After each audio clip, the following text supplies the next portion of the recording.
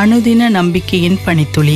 உங்கள் மகிழ்ச்சியும் வெறுமை உணர்வுகளும் பெரும்பாலும் உங்கள் நம்பிக்கை பக்தியின் மூலாதாரத்தால் நிர்ணயிக்கப்படுகிறது. யாத்திராகமம் 23 அதிகாரம் 25 உங்கள் தேவனாகிய கர்த்தரையே சேவிக்க கடவீர்கள், அவர் உன் அப்பத்தையும் உன் தண்ணீரையும் ஆசீர்வதிப்பார். நாம் உண்மையாக தேவனை சேவிக்கையில் நமது தேவைகளுக்காக மட்டுமல்ல, நம் சமாதானம், வாழ்வின் நோக்கம், நமது பலன் என அவருடைய பல நன்மைகளுக்கும் நம் இதயங்களை திறக்கிறோம்.